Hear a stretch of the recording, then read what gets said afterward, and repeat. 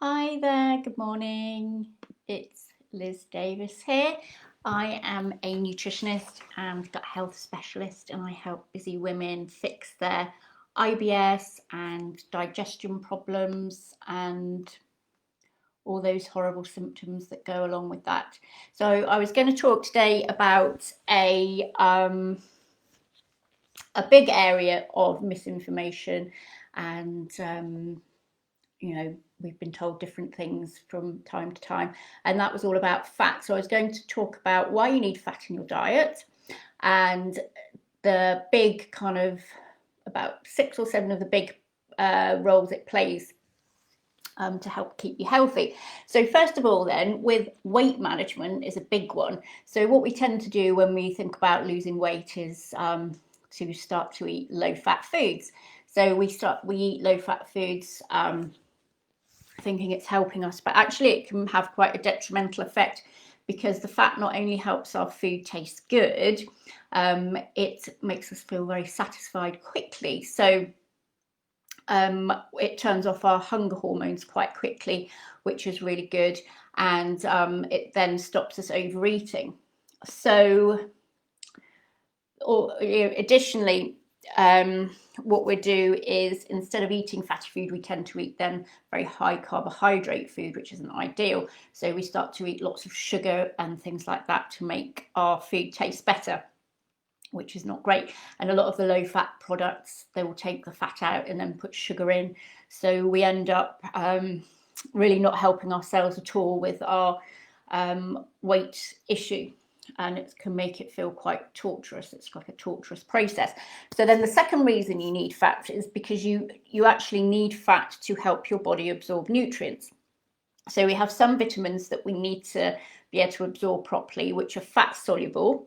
So those would be vitamin A, vitamin D, vitamin E, and vitamin K. If there's no fat being eaten at the same time as these vitamins, or helping you absorb these vitamins, then your body can't use them properly. So this is usually why we do things like cover our salads in olive oil and stuff, because it actually is really helping us to absorb all those nutrients, which is what we want ideally. So it's not going to help you taking fat out of your diet for that reason. The next one is heart health.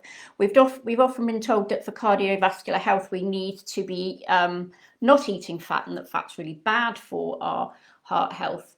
But it's actually looking like now that it's actually inflammation, which is really bad for our cardiovascular system. And the inflammation comes from eating a lot of sugar and a lot of refined carbs and processed vegetable oils, which are really quite high. Well, they're high in fats we don't want to be having too many of. So omega-6s can be very inflammatory. And when they're heated up, they get quite damaged, which is very bad for us again. Okay, so what you want to be doing is eating healthy fats instead of those fats. So particularly you will find stuff like olive oil is often touted as being very heart healthy, and oily fish, so they would be good fats to focus on for your heart health. And then avoiding all the highly processed, high sugar, high carb foods. You also need fats, definitely, for your brain health. Your brain is made mostly of fat, so you need plenty of good fats going on there to help your neurotransmitters, etc., work properly. So if you start eating a low fat diet, you might find you have difficulty concentrating, you might get very moody, you might have low energy, brain fog, etc., because the whole low fat thing isn't helping your brain at all. Which leads us into the next one, which it's also going to put you at higher risk for depression and anxiety, because those neurotransmitters aren't getting through there properly. So you, especially again for brain health, that's your omega-3 fatty acids going to help you with that, and that's going to be really critical if you are battling stuff like depression and anxiety. And that leads us also into hormone balance. So you definitely need a good amount of fats in your diet for balancing your hormones properly. This is also leading into weight loss as well. So that's another reason you need to be eating plenty of fats, because it's going to help with your hormone health there. And if you're suffering with your gut, it has been proven now that diets with slightly higher fats in them, so higher levels of healthy fats and high fiber diets, are the most beneficial for you there. So coconut particularly is great if you've got any gut problem, because it's antifungal and antimicrobial. So if you've got anything nasty going on, it's going to help counteract that as well as being very nourishing for your gut cells. So which oils should you focus on then?